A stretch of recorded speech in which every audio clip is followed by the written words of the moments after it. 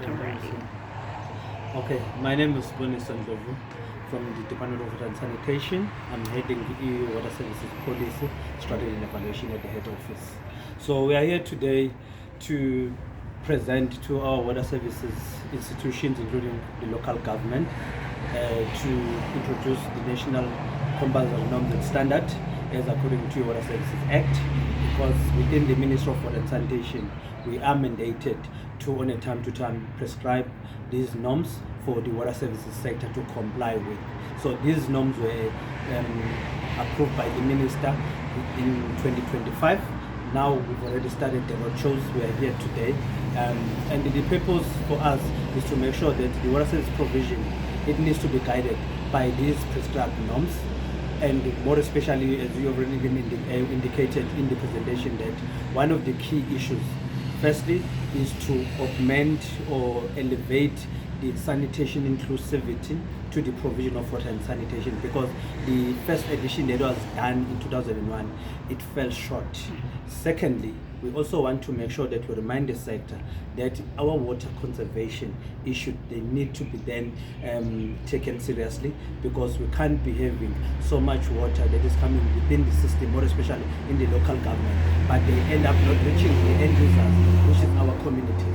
So that's the another pressing issue that these norms and standards are addressing in the province of Free State. And then what issues is the Free State facing regarding water and sanitation, and how will these norms and standards plan, or how are the norms and standards planning to address these challenges? As one of the key challenges, our aging infrastructure, and which means then that's why the Department of Water and Sanitation, withdrew our grant funding like the RPIC or WISEG. We are supporting local government to then work on this aging infrastructure, come up with an infrastructure that is fit for purpose to provide basic water services, that is water supply and sanitation. So which means then in them doing infrastructure development, such infrastructure to comply with our national norms and standards, both from the infrastructure point of view as well as even the personnel that is managing and operating. They need to be qualified as what the norms and standards, not just only the 2025 version and all the previous ones that are still applicable to the water services authorities and other water service institutions. So that's also one of other issues. The other issue as well, we also want to change this norm, because these compulsory norms, as the word says compulsory, it has to be complied with.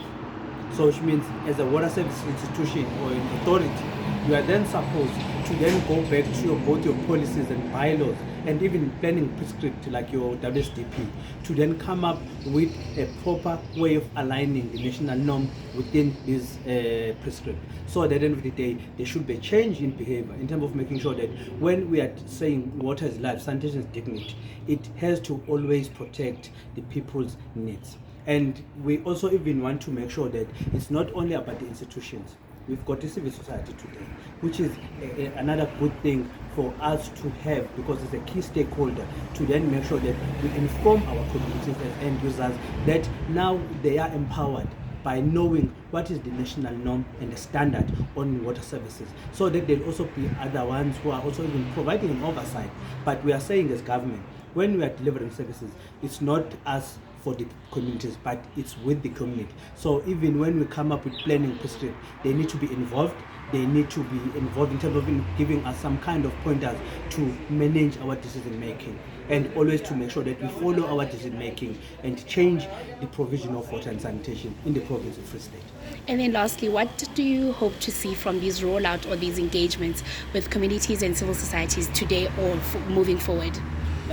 The last part of our approach in the Free State as we speak, we are having an action plan as one of the key takers for all the water services authorities, that they need to develop an action plan of how are they going to operate and maintain their water service infrastructure and the service delivery in its entirety informed by these norms and standards. So which means then, as the community involvement from all our legislative and policy prescript, we are enhancing such that you can then say you are safeguarding people's livelihood or lives, but they are not informed. They are also not being given a system that also assists them to oversee your water service provision. So with the civil society today, it's going to be empowering them, because they need to then go back and consult.